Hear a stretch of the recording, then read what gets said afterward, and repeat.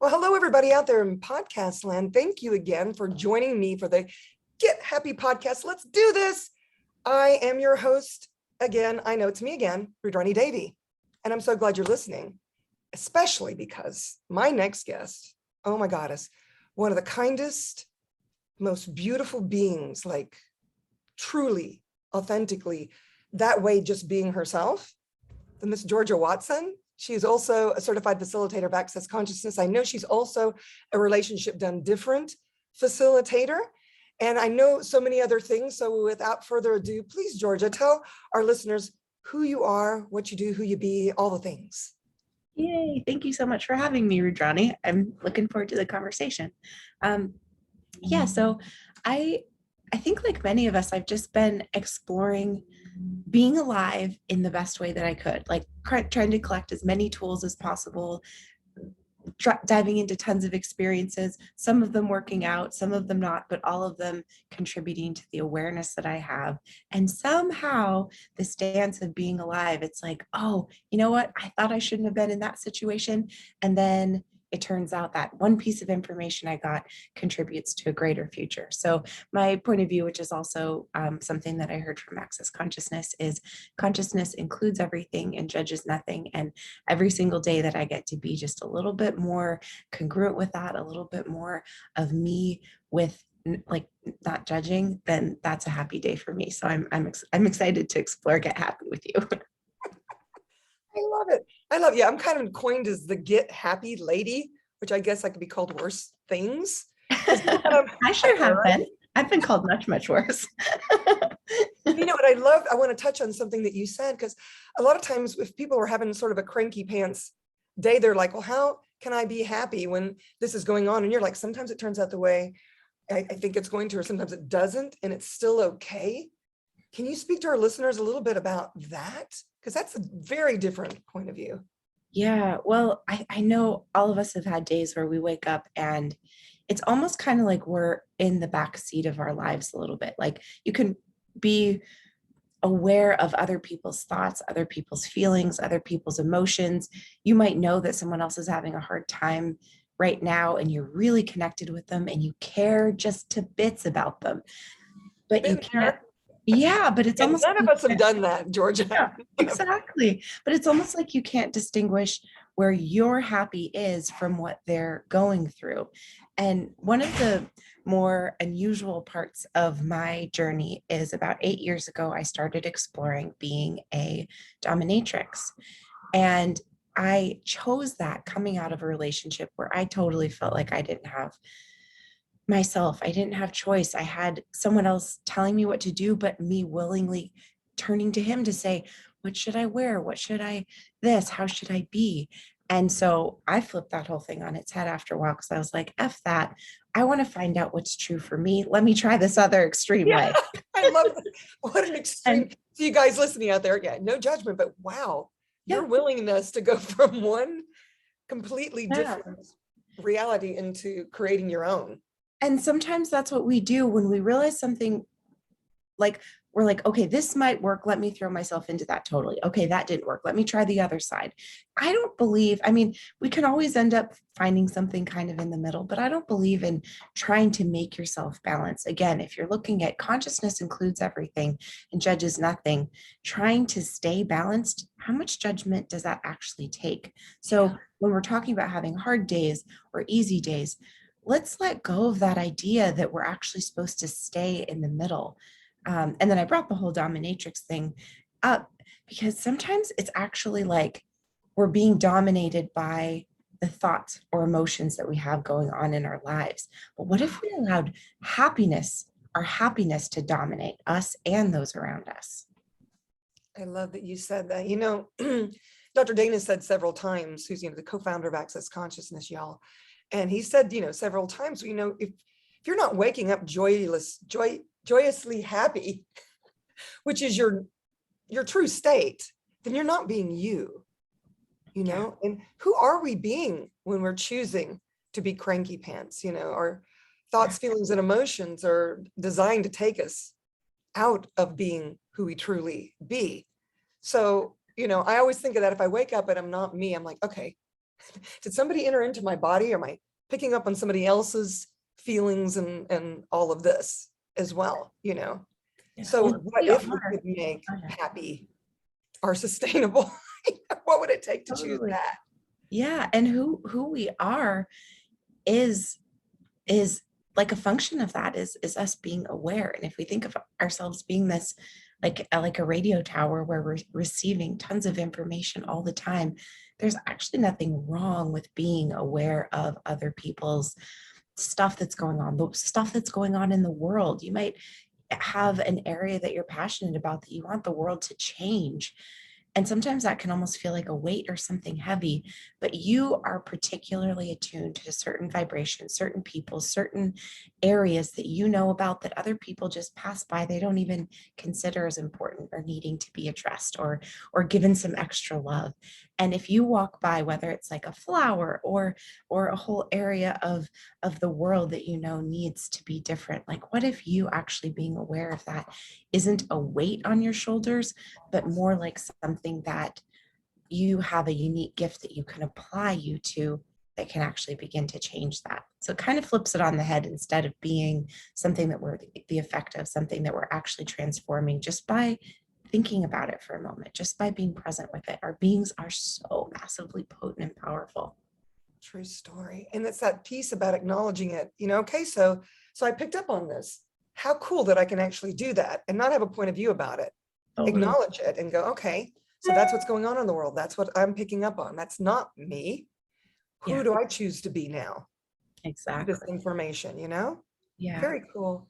Yeah. So you've been in Access for quite a while. I know I discovered it accidentally in 2003, but I didn't really step in until 2011 when the bars became available.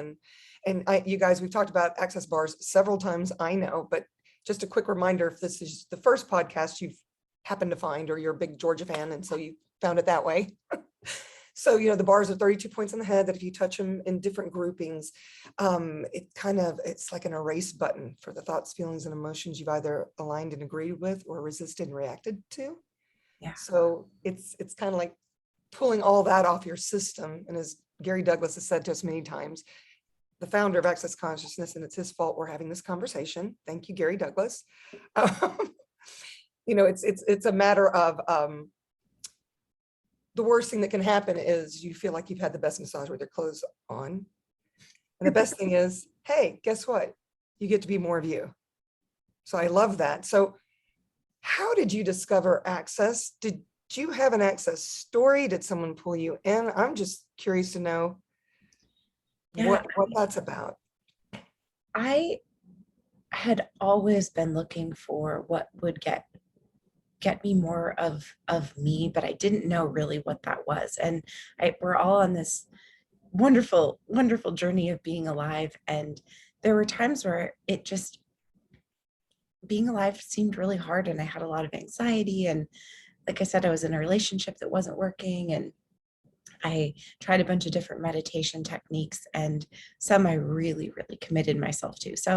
One I did for about 5 years, and I took a vow of chastity. I didn't have meat or eggs for those 5 years. Yeah, with total vegetarian, and I meditated about 3 hours a day. And I was looking for something, and those things that I eliminated from my life. I guess I was taking this approach of like, I'll do anything or give up anything, but I need to have awareness, and I need to have consciousness, and like no matter what it takes. And I'm really grateful I found Access. I'm like, I can keep my eyes open sometimes. Like I can watch movies, I can listen to music. Like I started the process of adding things into my life. And I know you've mentioned Gary Douglas and Dr. Dane here so far, and I'm really, really grateful for them in that they help me see that life isn't about pushing things away to make sure that you're not at the effect of them, but what can you add today that would actually make your life greater and more wealthy and more rich and create a greater future. Because I think that's part of that niggling thing is like I would wake up in the morning and it wasn't anxiety for anxiety's sake. It's like, what am I doing on this planet? This isn't enough and I'm not fulfilling something. And that was an awful thing to wake up with every day. And now it's like, I can like every day is different when I wake up, but it isn't plagued by that thought of I'm missing out on something and I need to find what that is. So when I found using the tools of access, it was like this huge relief because I'm like, okay, this is changing every day. I love it. And I'm grateful for my life. That's fantastic. I didn't realize it, but we have a similar story. Is it? We have a similar story. I actually followed a guru for 23 years, was a vegetarian, vegan for many of those years. I became a meditation teacher, and I would meditate an hour and a half in the morning, an hour and a half at night, contemplating my navel, eating tofu, all the things, Yeah. and going, why isn't my life better than this?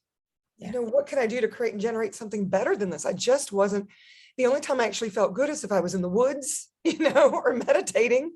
But when I would go back out in the world again, I would feel so strange. I was like, I felt like I was walking around with a bunch of robots.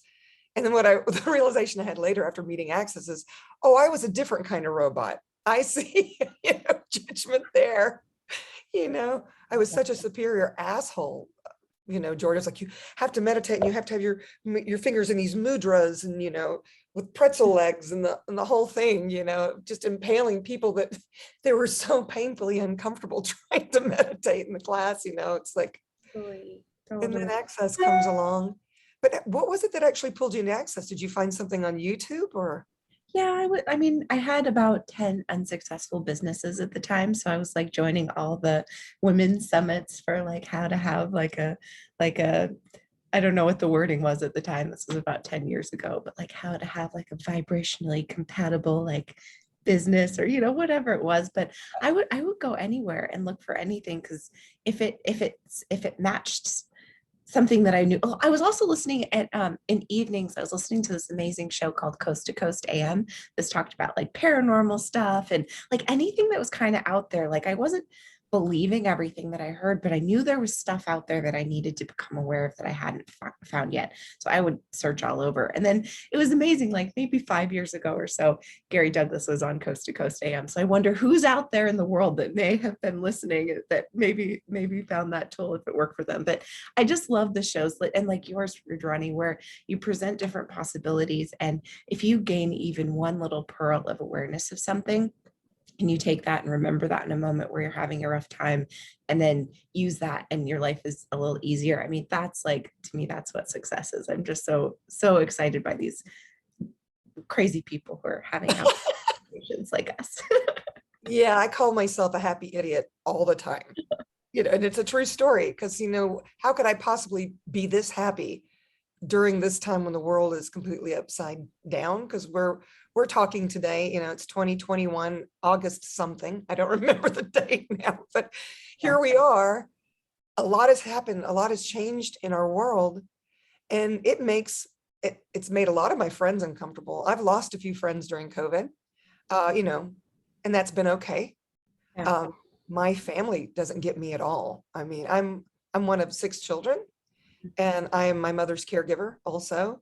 And I mean, I see her looking at me like I'm cuckoo for Cocoa Puffs. And yet this is a lady that is in so much allowance of the crazy that I actually be. Yeah.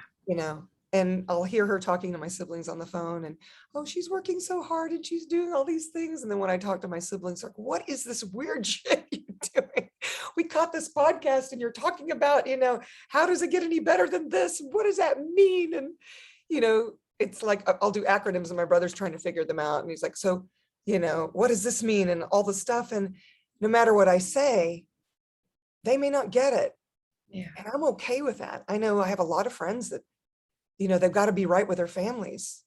But what if you being you and not cutting your arms and legs off around your friends and your family, the ones you grew up with, was actually a gift to them? Maybe there's that one throwaway word or something that gets through. And if it doesn't, it's not your job, Yeah. I do love these tools. What's one of your favorite tools, Georgia? What one thing that I started asking when I lived in New York City, and I didn't have a ton of tools at the time, I've sort of like voraciously done a lot of classes since then, but I started out with something that really just stuck with me. And I would ask, so what is possible beyond what I ever thought or imagined possible? And there was something about that because, well, a little bit about my backstory is that both my parents were doctors, one a dentist and one a psychologist. And they always really valued academia, and I always tried to do well in school. And so there's this part of my life where being intelligent was important, but then this whole other thing where I'd committed myself to like going beyond my mind and realizing where my mind was actually looping me back into things that weren't actually contributory. So there was this strange push pull. So I was like, okay, when I heard a question that was what's possible beyond what I've thought or imagined possible, that started to open up some different things that were beyond cognition.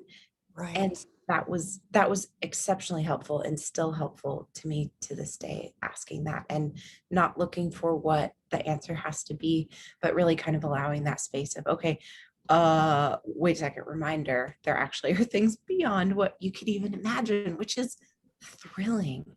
We think we can imagine what's the most wonderful, but okay, what is even possible beyond that?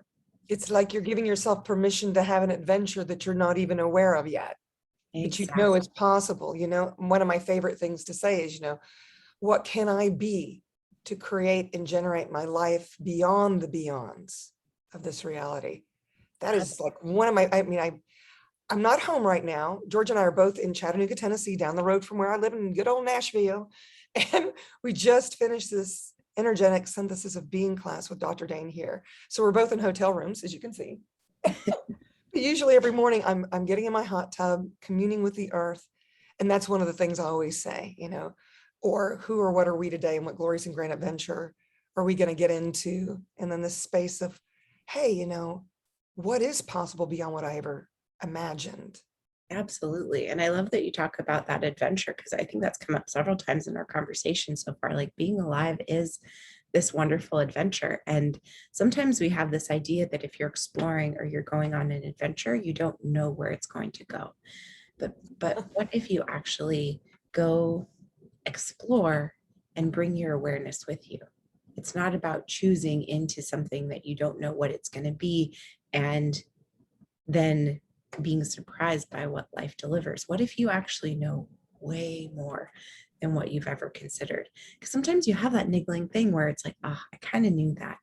But sometimes Yeah. what we do to make that adventure, because we don't want our lives to be boring, will Right. actually create a sort of self-inflicted not knowing when we really always have awareness with us at all times. It's not like every particular detail is all worked out because choice creates something new all the time.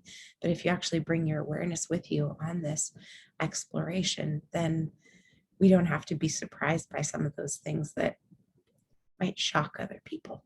Right. I love that you said because choice creates. She did it like a throwaway line because choice creates. Yeah, As you're talking, it's like the hairs of my arms, my body. You guys, here's the thing, if you include yourself, and that means your body also, your body will acknowledge when it gets turned on by an idea. And when I say turned on, I know that when I hear something like Georgia talking and she just says, this throwaway choice creates, my body goes, that's right. We get to choose. You can include us also. And so what I mean by turned on is I feel the hairs sticking up on my arms. My body actually feels expansive. yeah, And that's how I know that I know. It's like, okay, I don't know what this is going to create, but my body seems excited. My body seems to know something. Bodies are brilliant, you guys. They're very aware, more aware than we are. Well, at least I'm going to speak for myself here. When my body talks, I listen. I'm like, okay, what do you know? Oh, we're supposed to go right and not left. I've been so amazed by how my life has created itself. Because if I get my head out of the way and I just follow my knowing, and knowing isn't always thinking, you guys. It's this perception, your whole body feels it. And if you include your body, you'd be surprised on the adventures and the journeys it will take you on. yeah. I don't know. I mean, have you found that to be true for you, Georgia? Absolutely. Yes. And part of it is to to allow yourself to choose for me, it was like to choose and then find out. Because sometimes I would follow what seemed like what I was aware of, but it was really more something I had decided and like thought, I know how this is going to go. I'm going to choose this. And then I know what it's going to create. It's going to create this result. And then I would like have my like, I know this is going to be, but I could tell I was kind of forcing something a little bit. But at the time, I, still choose it anyway and find out. And that's what's to me so exciting about choice creates awareness.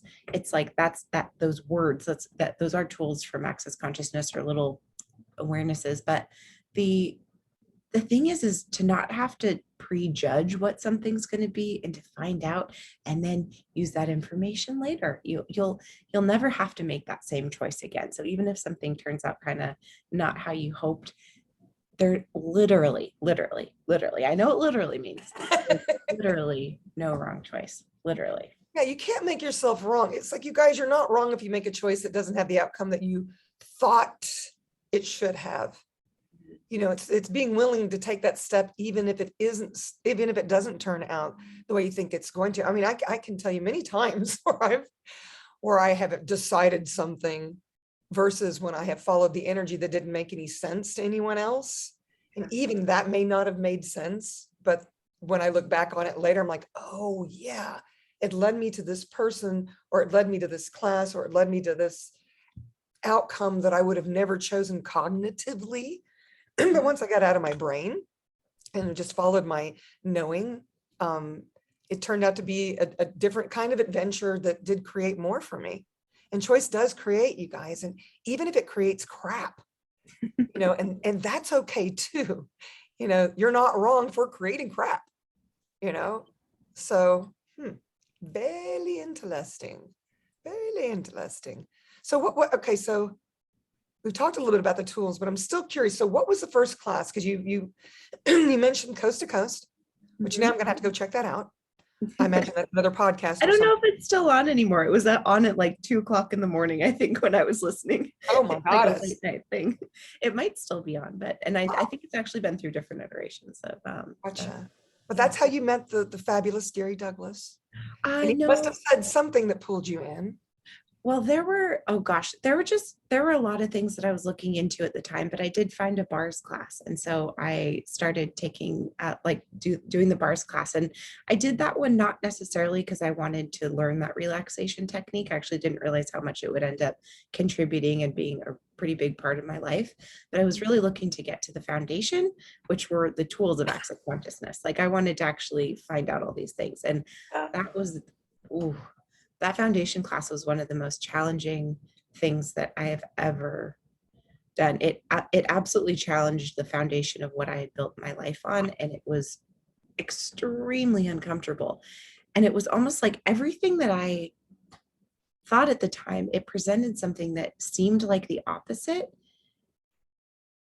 Oh, it was just so intense. Do you remember your first foundation, Rajani? Yes, it's very interesting because I accidentally found it. It was one of these things where I'm pretty sure most of you guys know my backstory, but I'd gotten really hurt in India and I had to go through a very, very long process of healing, learning how to walk again. And then I ran the Boston Marathon, which was weird. It was like, I was training for it when I got hurt. So I'm going to finish this thing I started, and Adidas gave me a hard luck pass. So it took me 5 hours. Superhero does, you got that little like delay in your marathon, right? Okay, so 3 years later, I finally got to run it, right?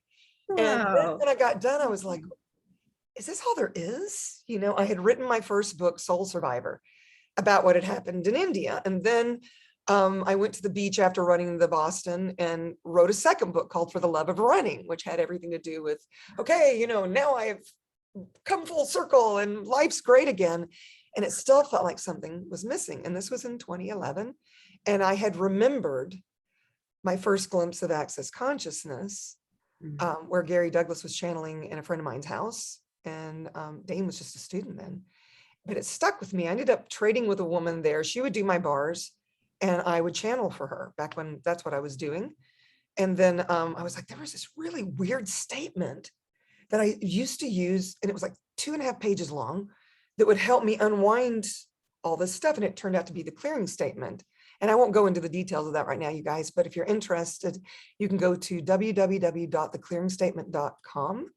And Dr. Dane here explains it.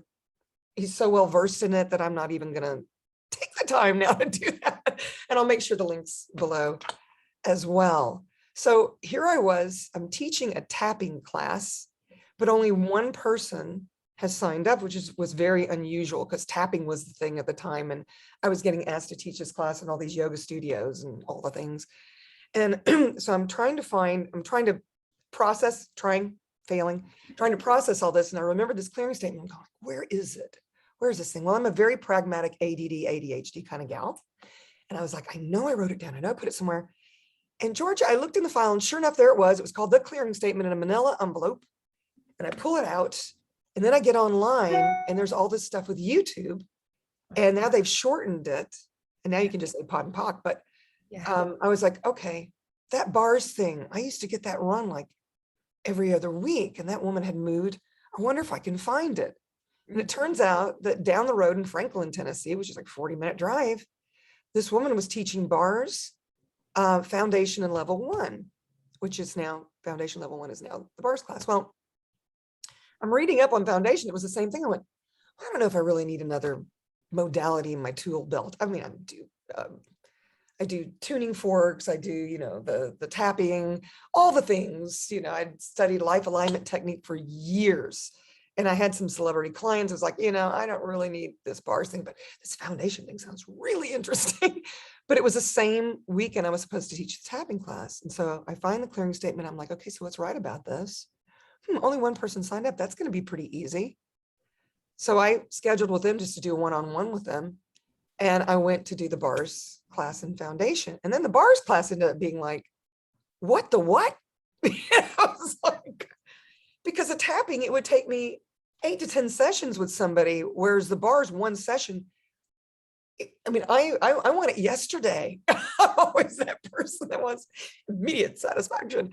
And that's what the clearing statement and the bars, the two together, it was like, oh my God, my life is changing so much. But for me, foundation, maybe a little bit different from your experience. I was like, I knew that was the way that was supposed to be. I had a feeling that No, I haven't been wrong all this time. Not to say that I was right all the time, but it did give me a space of being able to be, you know what, you're not so awful after all. Totally. Yeah. And sometimes we've got all these different like hiding places where we keep like, I'm awful at this. I'm bad for being greedy. Like take the thing that you think you're not like worthy because of this.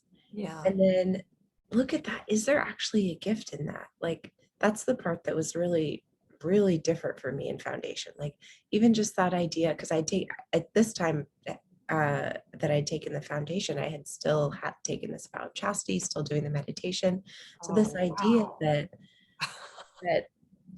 like having sexualness could be okay. I mean, that was really huge. That the parts of my life that I thought I was greedy or wanted too much, that actually wasn't a wrongness, and what's the gift in that? So sometimes we actually, I mean, we all just are doing the best we can at all times, but this society and this reality really programs us to believe that we're not supposed to put ourselves first. And that's something that was ingrained in my family. I come from a good Italian family. I know I have an Indian name, living in America, 2 parents, from Italy. And it was always families first. And you sacrifice yourself for your family. And yet my family was, there was so much unkindness there and very little allowance. Yeah. So it was very interesting. And the thing is, you guys, one of the first things we were taught is this heavy light tool, that what makes you feel lighter is true for you, and what makes you heavy is not yours. So it was amazing to me when I would learn these things about, hey, it's okay to put yourself first. And it felt so light. It was like, oh, you know what? When I'm actually honoring myself first, there's more space for me to be honoring to all the others out there in my family included, even if we're not on the same page about things. I can be an allowance of them having their points of view and still be an allowance of me having my points of view. Because it's Yeah, okay to have a point of view if you choose, you know? it is. And sometimes those examples that we've seen of other people doing that isn't how we want to be either. So it, I think one of the biggest gifts that we could give ourselves is to not compare our lives with anybody else's. I think we get really confused, and there's so many misconceptions about, like, we don't know actually really what we look like to other people, but for some reason there's this like desperate searching of like, is that what I'm like? Is this how I'm coming off?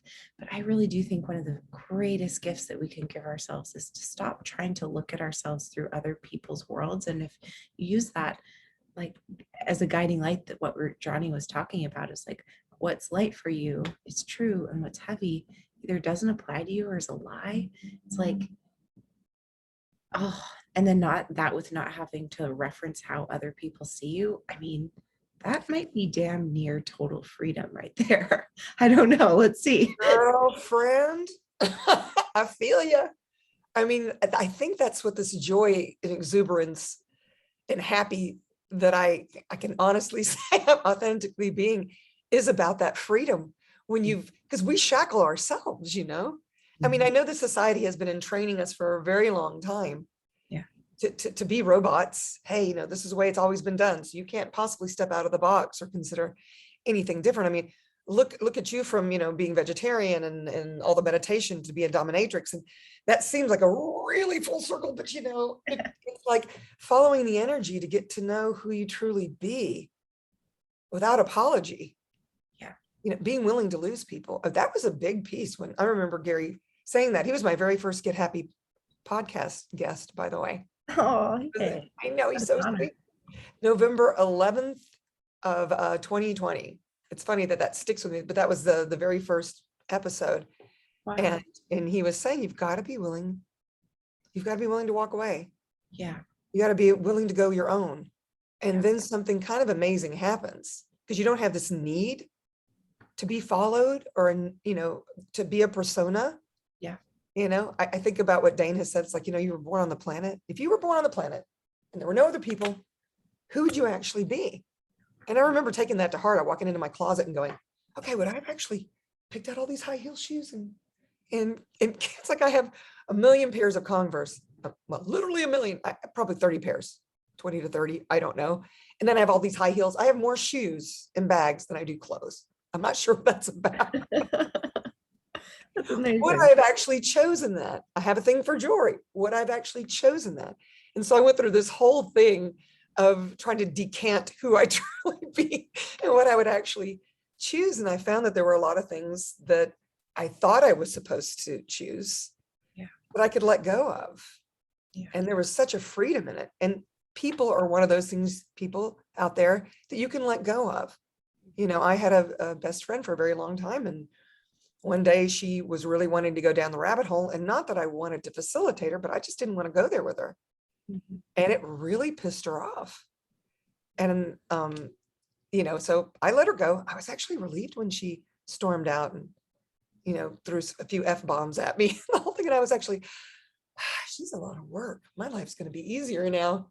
And of course I hear from her like 2 or 3 weeks later, she kind of falls on her sword or whatever. And so I had a conversation with Gary Douglas about that. And he goes, I said, yeah, she said she couldn't find me and it scared her. And he goes, no, no, no, she couldn't control you anymore. And I went, Yeah. oh my gosh, Yeah. I'm not willing to change for anyone anymore. There's a lot of freedom in that. There is. Yeah. It's amazing to discover how many people out there would prefer us to be controllable in a controlled version of ourselves than who we truly be, or us out of control. It's really kind of astounding. Out of control is so much more fun. Yeah. And I didn't realize how much I actually controlled myself, suppressed myself. Yeah. You know, it's like, okay, I have to look like this and be like this and be the good Yeah. Catholic girl and you know, the Italian families and da da da. I make kind of a joke about it now because if you were to walk into any of my siblings' homes, you would know immediately that they were Italian and Catholic. There'd probably be a picture of the Pope somewhere, Yeah. the Italian flag, something, except for I have one sister who's a Mormon, but you still have the Italian flag somewhere or whatever. And you walk into my house and it's like, I don't know what she is. I mean, I'm a citizen of this planet. I love it when Dane said that. I adopted that because oh, Georgia, this is so funny. So I was doing a relationship done different class with these women in Turkey, and they were insisting that the men had all the control, arranged marriages, all the things. And I asked them to pull down their walls and barriers and expand out and ask their bodies, hey, truth body, because, again, what makes you feel lighter is true for you. What makes you feel heavy isn't true for you. Ask your bodies, ladies, if you're Turkish. And they all started laughing because they all got no. They had impaled themselves with that reality because I had learned very quickly. I would ask my body, truth, are we Italian? My body didn't even know what that meant. I was like, no, what are you talking about? But when I said, truth, are we a citizen of this beautiful planet? I got so expansive, you could have knocked me over with a feather. I mean, it was incredible. Even things like that, are we male? Are we female? Are we this? Are we that? Every description or persona or whatever, it puts us into this little box, which is okay if that's what you guys are choosing. And maybe I'm getting a little airy fairy here, but what would it be like to just choose in every 10 seconds what's going to create for you, regardless of what that means? So maybe you're vegetarian, ask every day, is this still contributing to my body? Yeah. One day it didn't. And I was like, that steak looks pretty damn good. I think I got to go to that. I love that. Yeah. Sometimes it's nice to indulge in some hedonistic things, especially when your body's totally included. It's like, you can tell because it'll taste really good, or they will. Yeah. Let it just drip down your face like great sex. Anyway, I digress. Maybe my family will find this one too. Wouldn't that be fun for me? Yeah, it would. So it's funny because this whole podcast came out of a book my third book, which is Choosing Happiness, an Uncommon Way to Find Joy in Your Life. Yeah. And whatever you guys do, don't read this book. It's really not, it kind of wrote itself in a week. And it's all the tools. I mean, I basically stole all the tools of access and put it in this book. Not all, but like Beginner 101, the 10 keys and those things. But my target was write a book that's like Access 101. So let's say you have someone in your life, you're dipping your toe into Access and they're like, what is this Access stuff you're doing? It looks like a cult. They're way too happy. This can't be real. They must be on drugs. And then all you have to do, because trying to explain Access consciousness to people outside of it isn't the easiest thing to do. But if they're really searching, this was a way I could go, here, read this book. They'll know within the first chapter or two if it's something for them. Mm-hmm. And it doesn't have all the Access speak in it. It's just, I basically throw myself under the bus. These are the way the tools could help you. And these are the way the tools did, if I'd had the tools kind of thing. And then this podcast happens. And then I had these beautiful people like Georgia. I've been restraining myself, but I just have to do it if you don't mind. Georgia. What's the next line? No peace I find. Just that old sweet song, Georgia, on my mind. Ooh, yeah. Woo! That's beautiful, Rudrani. Just, Beautiful. Wow. I was pulling you into that because you're just this beautiful, juicy energy. One of the sweetest beings. And this is the most I've even got an opportunity to talk to you. I feel so lucky to have you in my world, That makes me want to get a little sensitive right now. Forgive me. So you guys meet Georgia. This is the real deal. And if people wanted to find you, where could they do that? And share with us if you have any classes or contributions coming up. And I'll make sure you guys that all the links are here. But can you talk a little bit about where they can find you and maybe if you have a class, what that's about? Yeah. So I'm on Facebook and Instagram, so you can find me there. And also I have georgiawatson.com. So that'll have whatever current or upcoming classes or little classes I have available as well, no matter when you're listening. But if you're hearing this when the podcast just comes out, I do have my first Gift of Domination class coming up in about 10 days or so. I had no idea that's what this was going to be. The Joy of Domination. Well, no, what is the class called? the gift of domination. The gifts, the gifts. Yeah. You know, Yeah. you can choose to be joyful or not. So, okay. Yeah, joy is optional with domination. But you don't have to judge if you're being joyful or not while you're doing it. That's right. So is it like a teleseries? Yeah, it's a 2-part telecall. Yeah, this one is. And I'm really excited to see where it goes. It's really going to be very open to whatever people bring up in conversation, because of course that can go in many, many, many, many, many areas. So we'll just get started with it in a 2-parter and see where things go. So I'm really looking forward to it. Sounds super juicy. Yeah. Yeah. So whatever you guys do, please don't choose it. That's something we say in Access, and people are like, why do you always do that? Yeah, it's our way to wedge and walk. Here's what I would recommend you guys. If you're at the least bit enthralled by this gift of dominatrix, ask your body what it could create for you. Hey, if I choose this, what would my life be like in 5 years? So you can get out of your head, or what could that create and generate for my life and living? And just see what your body tells you. Yeah. And if it does expand just a little bit, maybe it's something to explore. I don't know. What else is possible now? Right? And how does it get any better? Yeah. How does it get any better? It's always a wonderful thing to ask, and the universe just keeps delivering beautiful things. I know. Yeah, I don't want to stop talking, but I mean, I do want to say something else about that universe piece. Yeah. You guys, don't be afraid to ask. We keep saying choice creates, be in the question, all the things. The universe is actually listening to you. Get this, it actually wants to gift you. What a concept, right? Yeah. So if you could also include the universe in your world, put it out there and just let the universe play with it. You never know how it's going to show up. Are you willing to be in the question and see what adventures could be out there for you? And explore and just take that judgment piece away. And then if it sneaks back in, that's okay. But to really give yourself permission to find out what's out there, I recommend that. Can you perceive our bodies are so happy about this conversation? It's like, wow. Yeah. I might have to have you back. I don't know. There's some other projects in the works. So would you be willing to come back and play with us another time? Absolutely. There's always more to talk about and explore. And I'm really grateful for this conversation, Johnny. Me too. Me too. Thank you so much for being with us.